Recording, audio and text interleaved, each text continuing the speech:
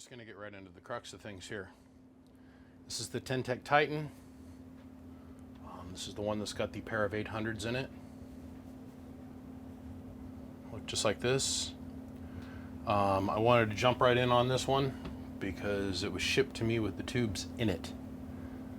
We never, ever, ever, never do we ever, never, ever, never do we ever, ever for any reason, ever for any reason ship our amps to the repair shop with the tubes in it.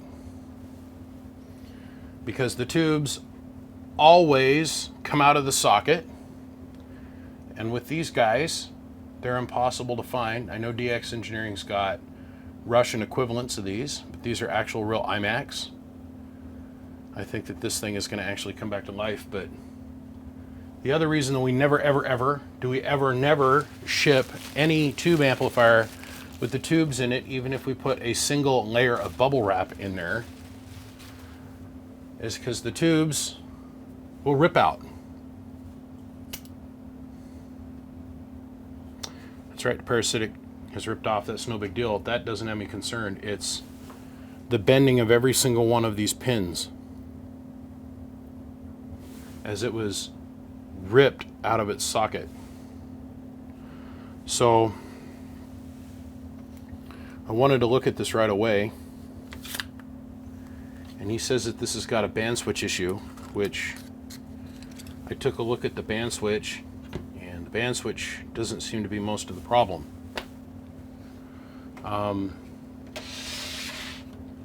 There's this little post-it note that's got an arrow that says burnt part pointing down in here. Down here. Band switch. I can already see this one tab's dirty. I can clean that. That's an easy fix. As I'm sitting here and evaluating the rest of the box, I notice a couple other things that are burnt.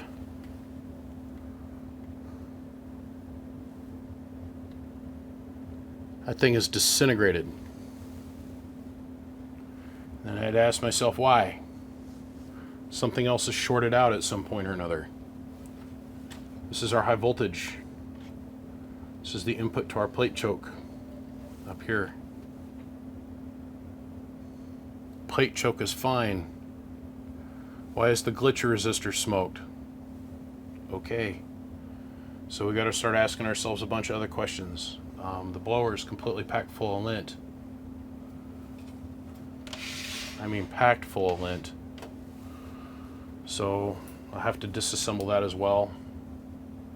There's not enough. Let's see if I go to manual here. There's not enough clean blower surface in here to make this safe for operation. So when I see that glitch choke pop, it tells me that this side of the circuit's gone to ground at some point. It makes me wonder about this wire that comes off the end of the glitch choke. It is also destroyed. And I mean destroyed.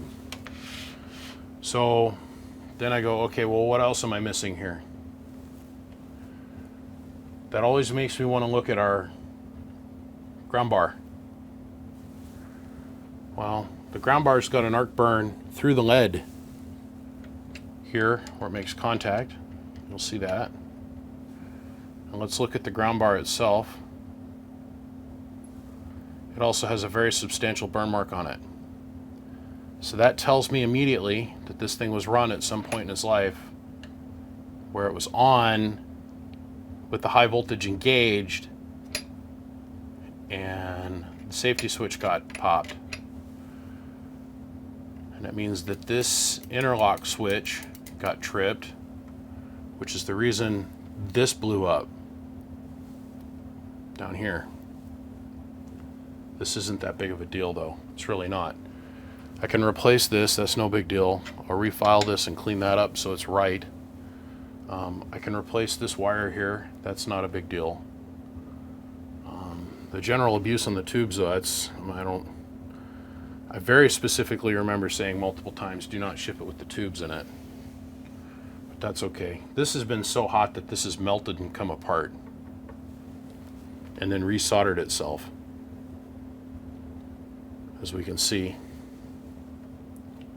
That is not a factory solder joint. This has gotten so hot it's popped off. This comes from our tank coil. So it means this thing has been run for so long with it being out of tune that the weakest link in the chain was this joint. RF backed up to this joint, caused a ton of heat and resistance because this is the weakest link, and that caused that joint to fail. The band switch, when I got here, it was in the 10-meter position. Enough said. Don't care about that. Not judging. So the band switch I can fix. I'm fairly confident on the band switch, but the high voltage portion of the deck being blown apart like that, that means we've got to go look at the power supply. Now, being smart fellers, I had him remove the power supply from this deck. I'm very familiar with the Titan with the 2800s in it. And when I mean I'm intimately familiar, as in there's this guy that lives in town who runs everything hot for snot. And he beats the holy bejeez brakes off of everything. He thinks it's funny. His attitude is, I don't care, I'll just pay to get it fixed. That's funny to a point, but when we start getting to stuff like this where it's a giant ball smash to take stuff apart and be able to find all the parts anymore, it's... Oh, that's stripped. It's not so funny, but needless to say, those life experiences prepped me for this experience here that we're doing with each other right now. Stripped. I have learned through hard experience that, you know, he just initially wanted to send up the amp deck because it would have been cheaper, a lot cheaper actually, than shipping me the whole amplifier in pieces. So, come on.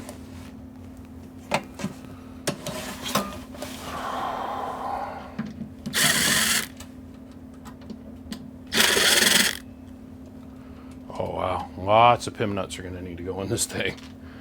Woo! And the screws are all holler-walgered out too, so a lot of fingers been inside this pie.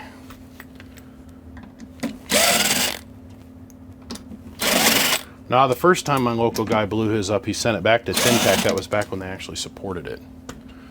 They don't support this amp anymore. They'll laugh at you if you call them and ask them if they'll work on it. Nope, got no parts for it. Don't call back. Good luck. There it comes. Okay. So, this had to come apart anyhow because I needed to put the transformer in it for testing.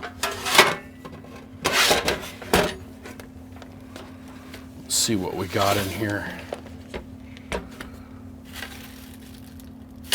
Some bolts for the transformer.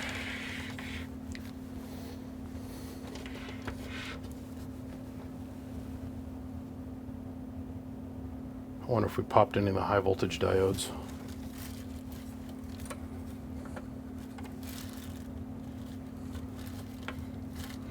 This all looks stock and Factoria.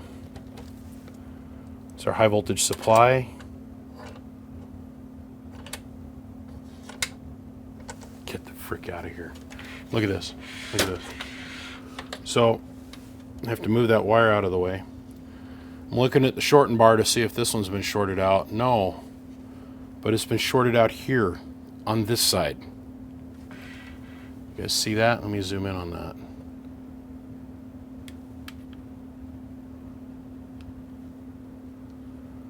Let's go to manual focus, I guess. See that scorch mark? That means it's been shorted out this way. Somebody literally has been in here and that wire was moved out of the way when there was high voltage present, and it's made contact just like that. Backwards. Holy smokage. Look at how that lines up.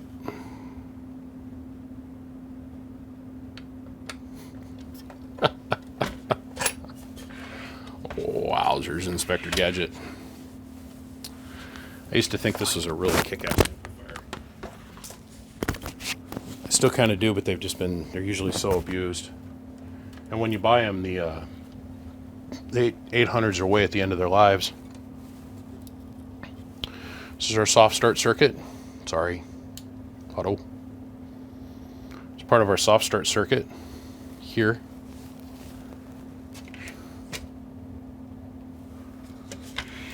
Wow, I've seen way worse, but now we're going to get out our Voldome checker, and then we're going to check everything in here. Because we have to. Because before I go on, I put the transformer in here and bring this thing online. Get our little diode checker out. And let's run through the whole high voltage rectifying stack.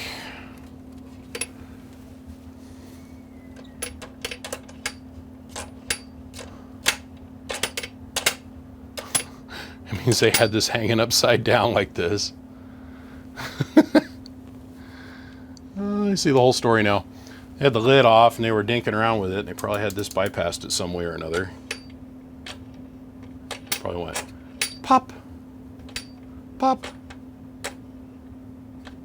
pop, pop. Oh, you guys, you make me laugh all day long. Okay. That was good. That was good. That's good. Good. Let's see, that one should go to here. No, here. No, here. Here we go.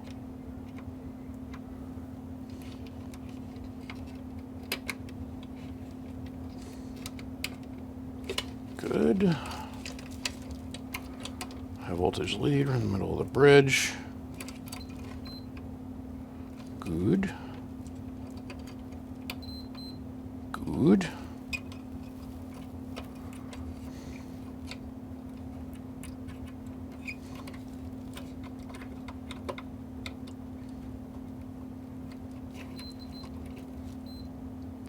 Good. Good. Good. Good. Good. It's also going to be good. Yep. I'll go from here to here. Good. Okay. Let's go look at the low voltage side of things. Good. Not leaking. Good. Good. Good. Okay. Because it's the same resistor, top and bottom. Our probe here. Probe here. Okay. That resistor is open. So this resistor is also toast. Wide open. There's no conductivity through it whatsoever. So let's rip this board out. Yay! With me, and you'll see a world of antique parts in storage. Okay, so I had this really cool guy that wanted to buy a Henry, and I gave him a screaming deal on a Henry I picked up at a Hamfest here about 2 years ago. And part of his desire to get in here and my good graces, he was kind enough. He had bought, now it's reading. 2 seconds ago you weren't reading. It's all right. It just means the wire that's in here is, yeah, see, it's intermittent. It's intermittent. Get in frame so everybody else can enjoy what you're doing over here, stud. So we took the power supply apart. This is a 10 ohm, 25 watt resistor. It was not reading 10 seconds ago. It was not reading. Now it's reading. Only if I twist the leg just right. There it is. Okay, so anyhow, he was kind enough to send me, he had a whole filing cabinet full of these resistors. And he sent them to me in 5 flat rate boxes, or 6. This represents 2 flat rate boxes, this tote. I think I did a mailbag video about this. They are all very nicely labeled. These are 4 ohms. But we are looking for 10 ohms. So I need 2 of them. And I know for a fact it's 20K.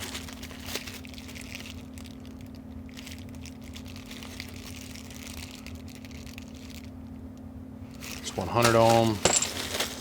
Somewhere in these bag of totes of parts, I have 10 ohm, 25 watt. It's 10K. Just might take me a few minutes to find the exact part I need. I've actually had some of these sitting in my guest bedroom because I just don't have any room to store everything. Oh, there goes the work phone. So like I was saying, before I was so rudely interrupted, 5K, still too small anyhow. 54 ohm, too small. I know I've got the part. The trick is just finding it. There's 100 ohm. I could tie 10 of them together.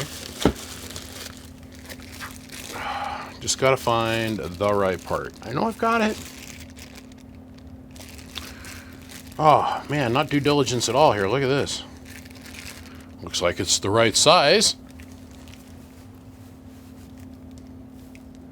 Yeah, it's pretty close, but no marking on the bag and no marking on the part.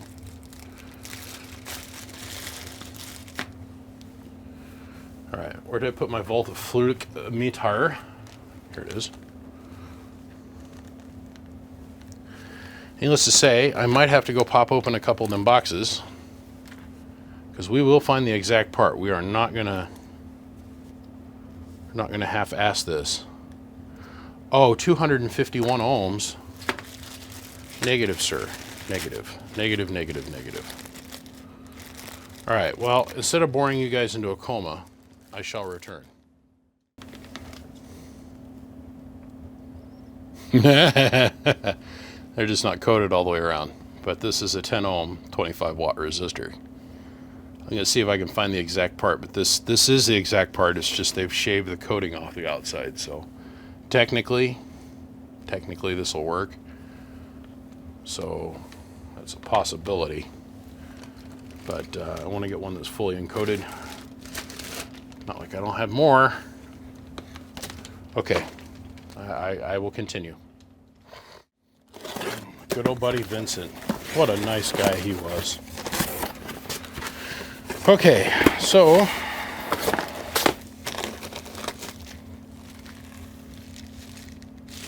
nope.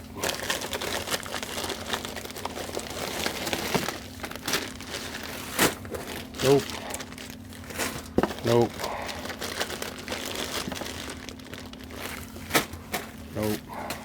Nope. No. Ooh, glow bar. Set that aside. Those are expensive. Nope. Ooh, more glow bars. Ooh, big glow bars. Ooh, even more glow bars. Nope. Ooh, that's gonna cause a mess.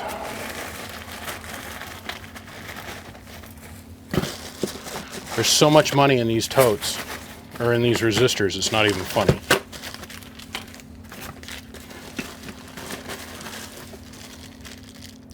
Seven to 5 ohm.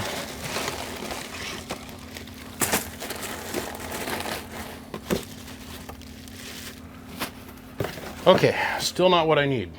Let's go grab another one. Okay. New tote, new flat rate box.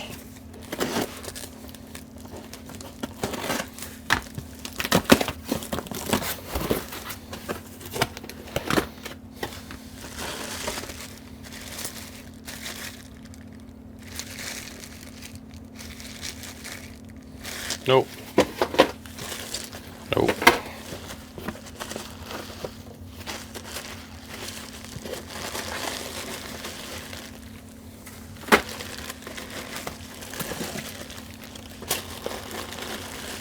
So much of this stuff, I literally called up my friend Prime and said, hey man, you want any of it? And he didn't see the scope of what I was offering him. He's like, no. Oh, okay. To me, the wire wound stuff like this is just, it's just unreplaceable, you know. But I got enough to last me 3 lifetimes now. Negative.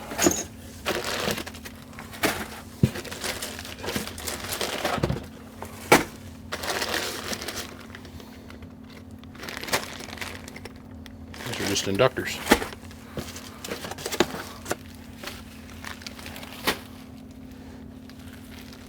Aww.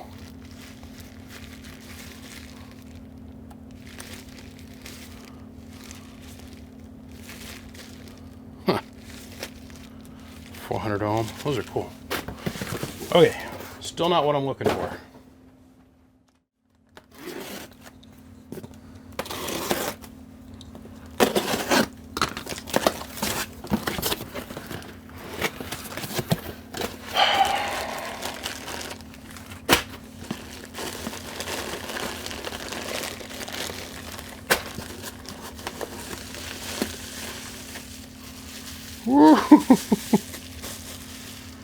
Oh, wow. 3 meg. Huh.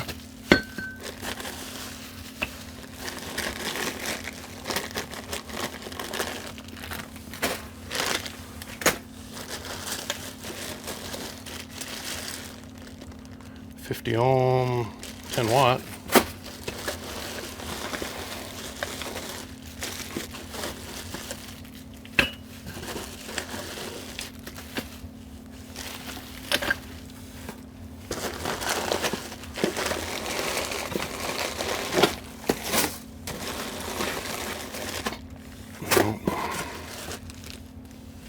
Nope. Nope. Oh.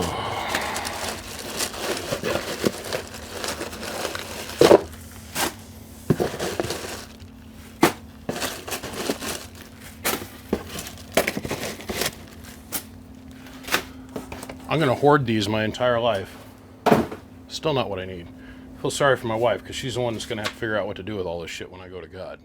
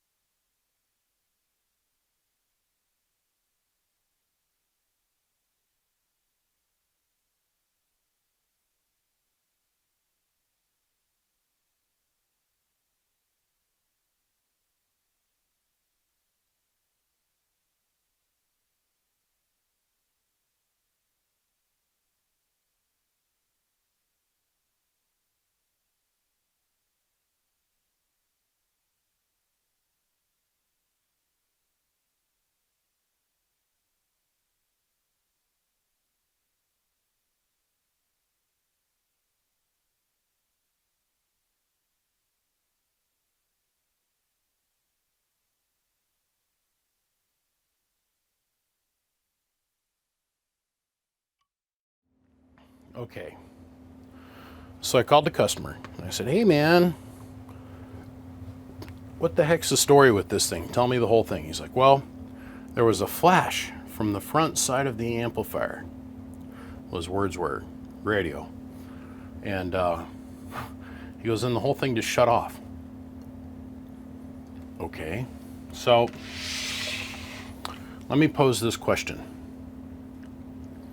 If you're looking at this from the front on, and let's say a little bit of light was able to sneak in or sneak out from underneath this edge, that would give you the simulation that there was an idea that the flash was from up here. Now, there's a lip that the top lid goes into here. So I don't know if I can jump on that bandwagon, but from what I've seen here so far, just from what I've evaluated so far here, this is probably the source of your flash on your high voltage side.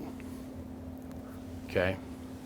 This is your glitch resistor, and it's designed to fail to try and protect the rest of the amplifier, i.e. power supply.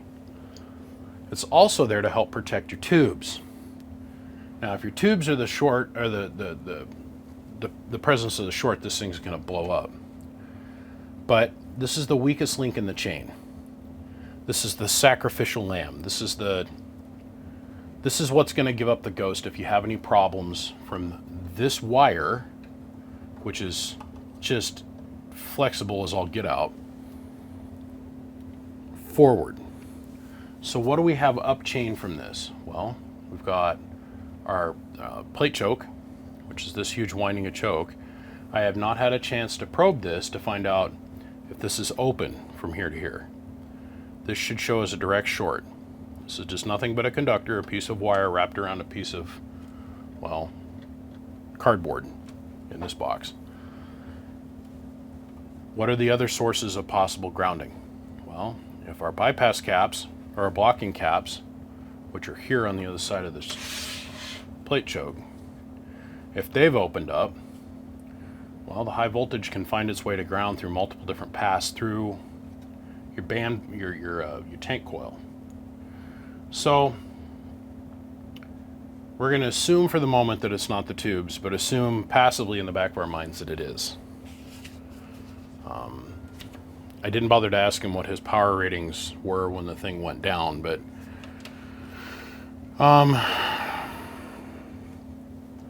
this shorting here, I mean, you can see the burn mark in the end of the arm right here from it.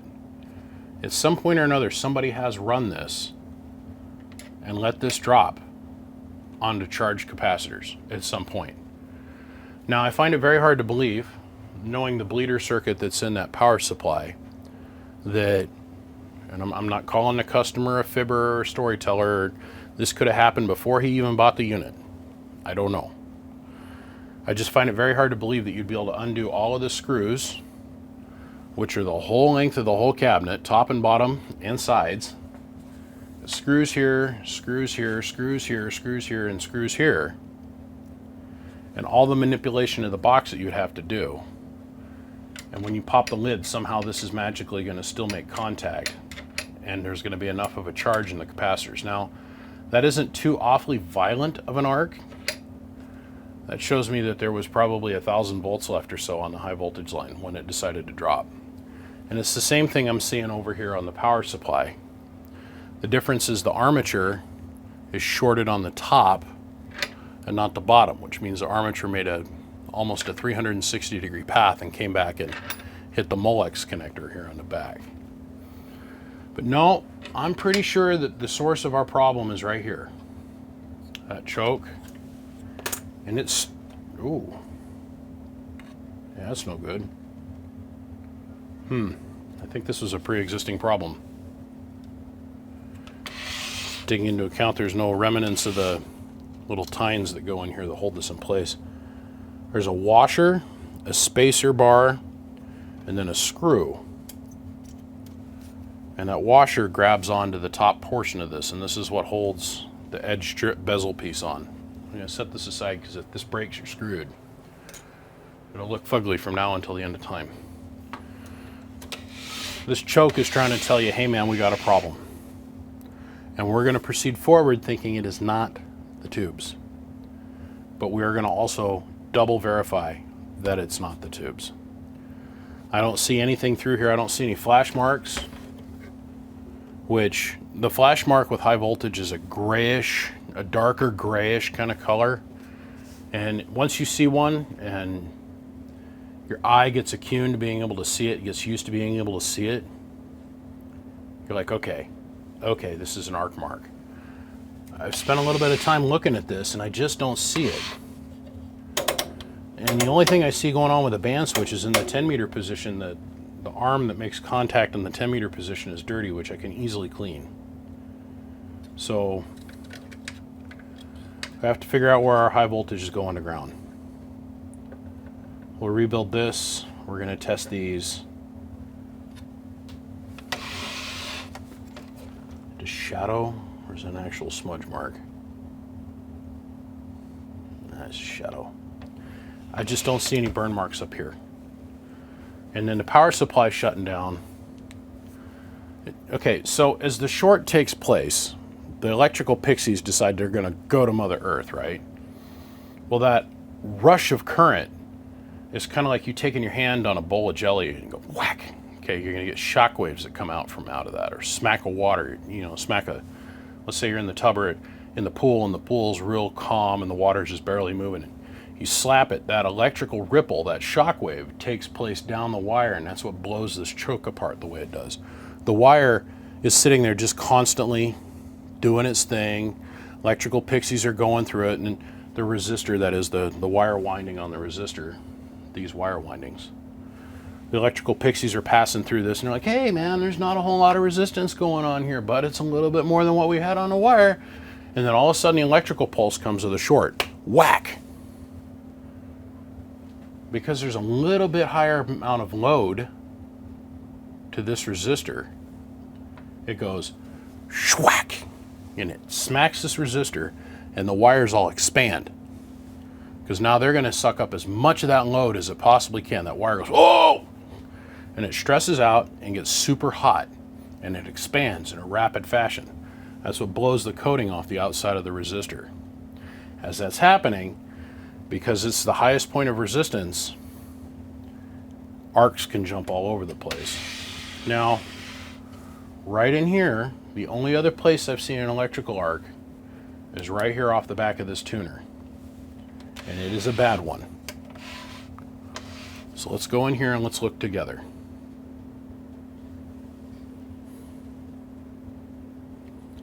That is a high voltage flashover, if I've ever seen one. Let's get the light on it properly. Let me get something to point with. So what we're looking at is this disturbance in the force. There's a darker smudge mark that's there. And then that nut. And the nut's got really common high voltage spark to it. You see that spatter? Kind of looks like black spackle. Well, that's where the lightning came out of the bottle and arced over to the tuner plate, the ground on the tuner plate. What caused that? Don't know. We got to clean all that up, and we got to clean the porcelain off. I don't know if you can see it very well, but the porcelain, let me go to manual focus.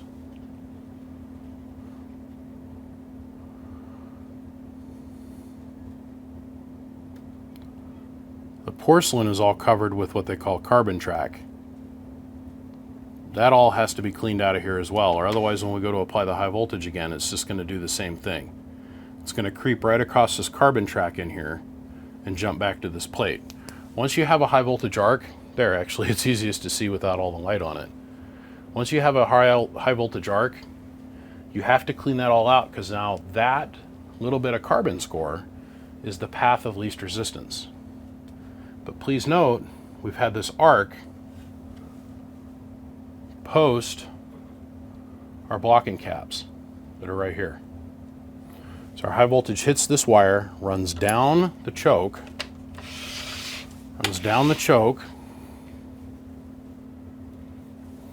comes out the bottom end of the choke here, runs up this wire. We've got our blocking caps and then this tuner bar. I don't know. I see evidence going both ways. I think we need to check our blocking cap. I keep saying bypass cap. Our blocking caps. I apologize. Bypass cap is a bypass cap. And then there's capacitors here. This capacitor here is a bypass cap as well. Got to check our blocking capacitor and make sure that those aren't open. And we'll find that out pretty quick with just a simple tester.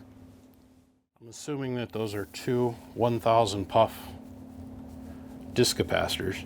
I'm assuming, which will make the Q tune for this amp very high. Don't even get me started on what that is. Take too long to describe. Okay, hold on, let me think about it. So as you move your tune and your load back and forth on the amplifier, you're going to have a valley of frequency that you're able to move back and forth of resonance. Your Q is the width of that. So how wide or narrow that valley of resonance is determined by how much capacitance it has to pass through. So like if you want to widen that response out and make it a little bit more resonant, you can lower the capacitance level. You can make it, well, more capacitance equals a wider response. Less capacitance means a tighter response in tune pattern. So the difference between on the front of the amp, the difference between being resonant could be this much tuner input, which is tremendous in this box, versus low amount of capacitance, that much, be your total response pattern by adjusting your Q. Okay. Man, I pray to God it's not these tubes, because these things are like $1,200–1,300 a piece for the iMac versions. And let me be very clear about that, because there's already some guy out there that's going, but at DX Engineering you can buy the Russian equipment. The Svetlana equivalent to it is $300 and some at DX Engineering at the moment. It's amazing how far they took the 250B, right? And what do you mean by that, BBI? That's the 250B. Please take note the size of the socket pattern. Or no, this is a 9030. This is a 250B. The pins are different, obviously. Okay. This is a 3cx, and of course the 250B is a 4cx. But the overall footprint of the base of the socket is what I'm talking about, the size. The 250, 350, 450, the very rare 600, the 800, and all of those occupy roughly the same footprint. And they share a lot of the same parts, like the tip of the anode caps and stuff. But isn't that neat how they were able to take basically the same footprint, change the screen on the inside. It's the same porcelain body. So like if you were just looking flat on at the tubes and you couldn't see the size of the anode and you didn't have the peg, the porcelain is the same, the base ring is the same, the grid rings. I always find that very funny. They made it very interchangeable. Okay. Let's start. I want to go and jump and look at the tubes, because I don't think our problem is here. I think honestly our problem's here. Let's start with that. Okay, so we're going to start low, and then we're going to slowly work our way higher and see where our breakdown voltage is. So we're going to grab our grid ring. We're going to grab our anode. Of course, it's not short on a short. Very rarely do. Very rarely. And only when the tube is really bad will it show up as a short here. Okay, so we've now proven to ourselves that it doesn't have a low voltage short. So let's go ahead and let's go up a little bit higher in voltage now. We're going to bring in this low voltage pot tester. And really, to me, this is low voltage when it comes to testing this. So first we're going to give our ground ring, or probe our anode.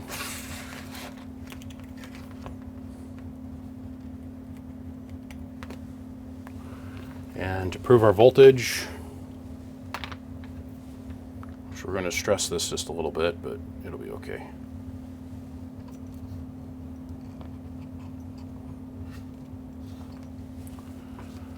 All right. Start out at 250 volts. There's 238 volts, no short. Go to 500 volts, no short. Now we'll go to 1,000. No short. So if we are having a short or a breakdown in this tube, it's well above that. Now, the reason I always hook my volt leads up is because, well, it's 1,000 volts DC. It could hurt a little bit, right? Just saying.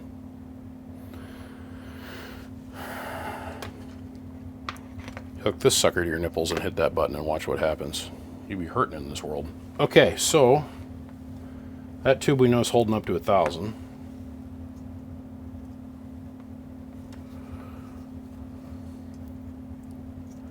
Which usually they start to show if they're going to have a problem. It'll start showing up a little bit higher in voltages.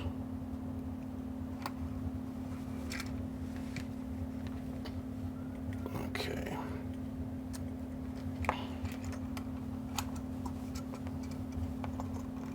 This is so hokey compared to the setup I've seen at a Conco. And this is just anode to grid. We're not talking screen or any of the other stuff. None of the filaments. We're not testing any of that yet. Those are just anode to ground. Let's see if we got a basic leak test here. And get our little clippies to hold on. Hey, listen. The fourth time you made me look bad on camera. There we go. Okay, start out low. 250 volts. Nothing. 500 volts. Nothing. 1,000 volts. Nothing. Let that bleed down. Okay. Yay. Makes me happy. That's a little bit encouraging. Usually when the filament pops, it goes the other way around. Okay, next. So now we're doing our basic short test.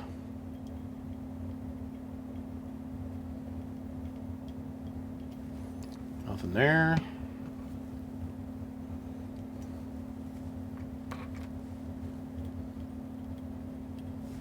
Sorry.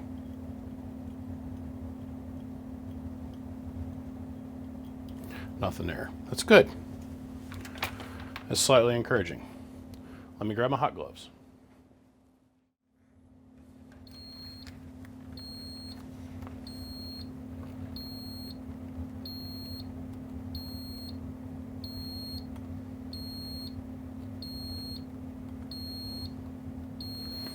Okay, it's a good sign. So, these are 12 kV hot gloves, and I'd never trust them with anything more than about 1,000 volts. And even at that, I'm not making direct exposure to the leads, the test tips, none of that stuff. I want to come to see my kid grow up.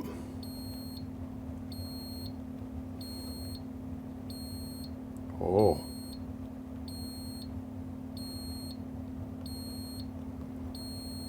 What were you showing me there for a second?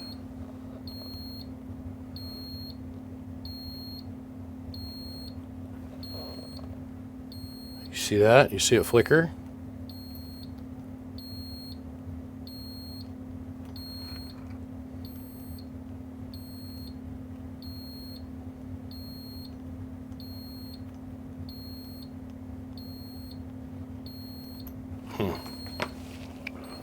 Interesting.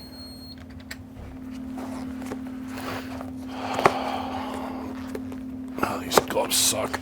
But I'd rather use them than be dead. I need to get legit hot gloves. Something with leather liners on the outside. These I got about ready to retire them. I just noticed this when I picked them up. There's a little bit of a rubber checkering. Oh, if I can get this to show up on freaking camera or not, but there's a little bit of rubber checkering here in the wrist. And in the lineman world, that would be immediately destroy and dispose of after document. So that's what a short looks like on this thing.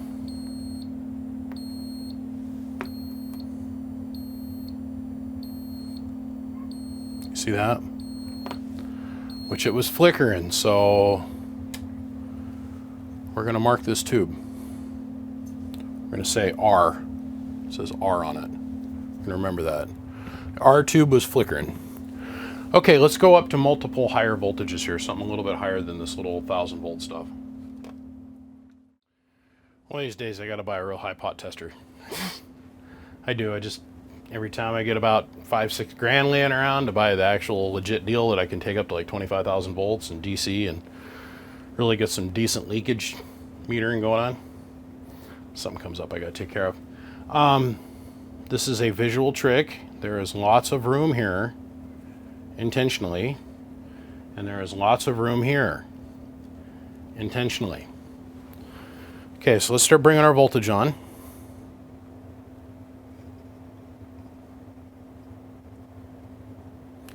There's our 1,000 volts, 1,700 volts, 2,000, 3,000.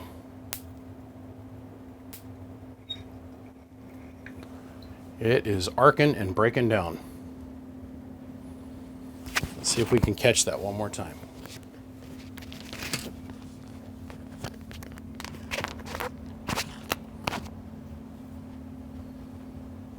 Let's run this up.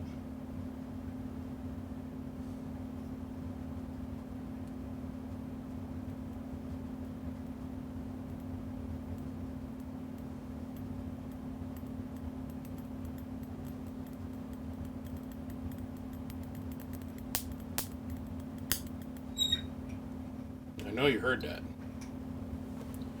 So it's arcing inside the tube.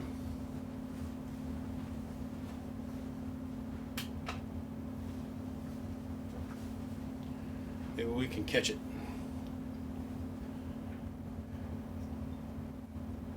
So there we are at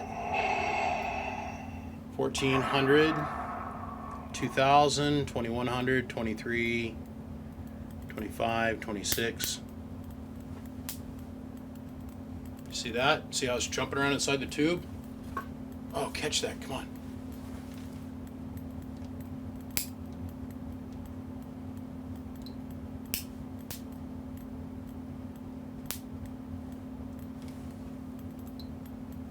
You see it arc and blue arc inside the tube. That's actually, you see that? That's inside the tube.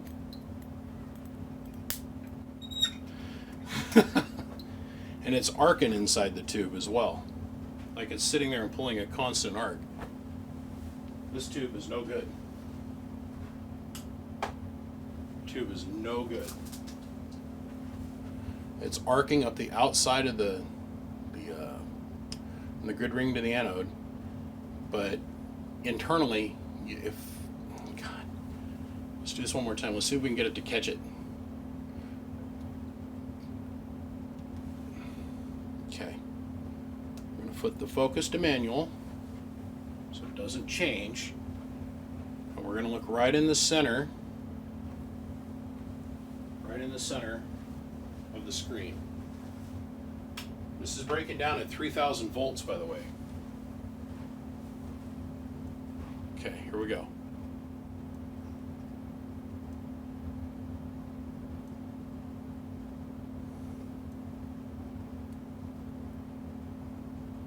Here's 19, 2,000.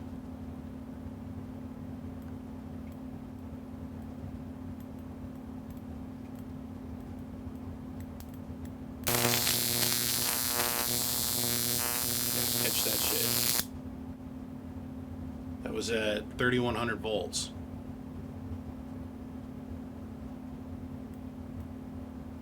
So we're back up to 2,300 volts.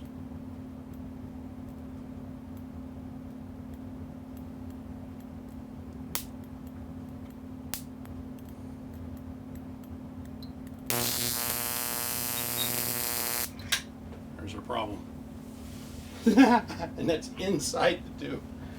It's doing it inside and outside the tube. I hope it caught that on camera.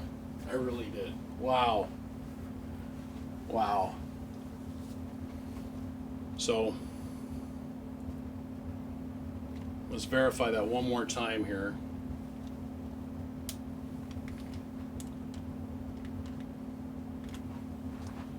Now we're just going to look at our voltmeter.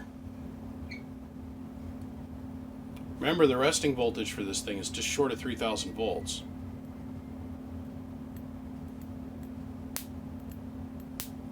It's arcing at 2,700 volts, guys. It's always the same spot, and it's starting because it's inside the tube.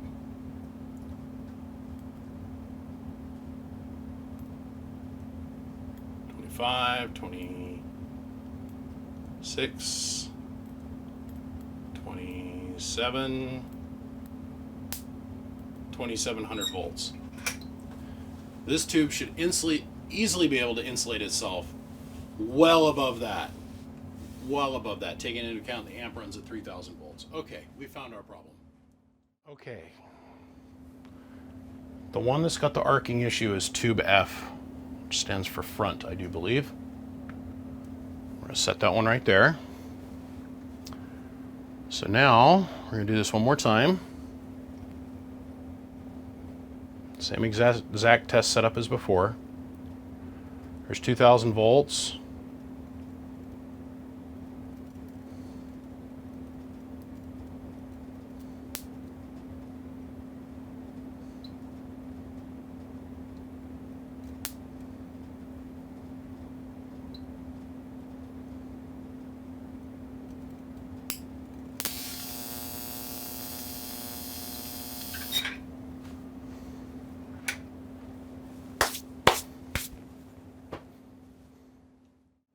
Well, that's sad news is what that is.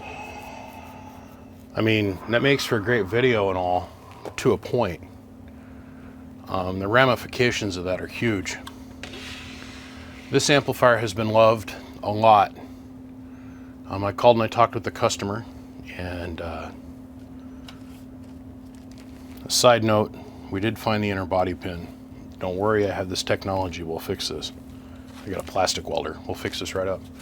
I called and I talked with the customer, and this guy, heart just goes out for him.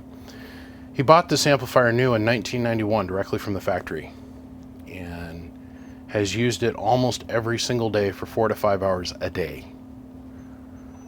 Well, we went back and did the math on what he paid for it and what its equivalent dollars would be today.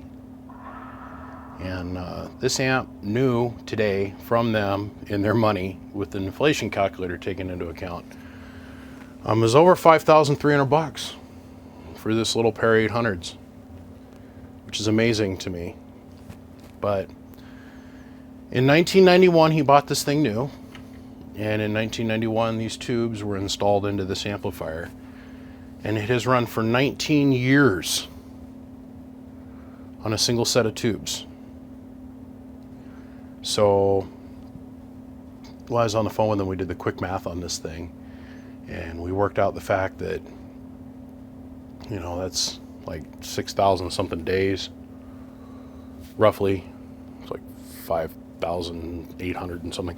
So anyhow, we said, well, there's got to be at least, out of that 19 years, you spent a minimum of 1,000 days doing something other than talking on radio, right? And just kind of pulling numbers out of the air. And you know, how it works out to is he spent roughly $1 a day on this unit for 19 years, or 29 years. These tubes lasted 29 years until they finally came to full depletion. He says, this is making full power all the way up to the very end, and I don't doubt it one bit. On a side note, if I clean the tubes, the outside of the tubes with this stuff called choline, it's spelled with a K, so I say chol, it's actually K.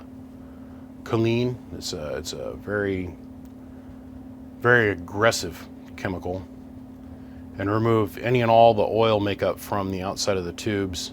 The tubes made it to 3,300 volts on the front one and 3100 volts on the rear one when it started to arc over internally.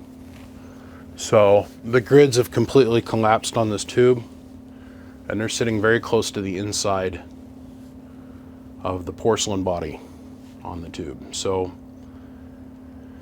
I mean, that made for really pretty video, but the story behind that is sad, because each one of these tubes, I got to call and verify, because I can't believe the email I got from Richardson's. They want like $1,700 a tube. I cannot see that. I can understand maybe $1,700 a set, but $1,700 per tube, I just don't buy that. You can buy a rebuild 3000 for 800 bucks. But it's the law of supply and demand, you know. These are non-rebuildable tubes. So without doing something hinky to this, which is doing a full conversion to another tube, like maybe throwing another transformer in this and going to a 4CX, I don't know. So I'm on the hunt for a pair of 800s, 3cx800a7s, not 4cx800s. Believe me, I know. There's a Russian equivalent, the GU was 7 something or other, 7B, IB, whatever it is. There's the equivalent for the 4cx800s, but nothing for the 3cx800s out there. And unless you're willing to cross your fingers, poke yourself in the eye, and pray to God and order something from China, like a Greenstone or Greenlee or something like that, there's just not, I don't know. So the whole reason I'm shooting this video is I just wanted to evaluate what we have. And, you know, the customer told me, I said, so after evaluating it and looking at it on video and everything, I called him after the fact and I said, man, tell me the whole story. And he goes, man, it was running, and then I saw a flash that came from what I thought was the front of the amp. He never even seen the glitch resistor back here popped.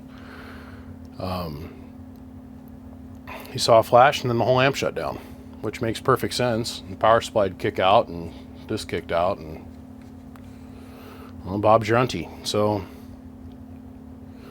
I'm gonna put the tin on this. We're gonna put this on pause. I'm not gonna be able to work on this for a while, but because of the rarity of the tubes and knowing that this thing had got shipped with the tubes in it, I wanted to immediately open it and evaluate it to make sure that we weren't in some horrific place, although we already are in that horrific place. So, well, I'll put the tin on it. We're going to throw it on the shelf. We're going to come back to this, but I just wanted to come out with a little bit of video for you guys. A little bit of video. I know it's been a while. I'm starting to get pressure from everybody. They're like, well, where you been? Why aren't you putting out a video? I'm over here working, Ned. So I apologize on the delay of the videos, but a lot of these projects take a lot of time. So, gentlemen, I appreciate every single one of you guys. We're going to come back to this. I'm not going to let this thing die. I'm not going to let this guy's hopes of having his amp repair die. He's like, at that cost, I could buy a brand new. I was like, I know. Believe me, I know. We're going to go out there and kick the tube tree. We'll see what falls out of it. Gentlemen, my name is BBI, and I'll see you. Bye-bye.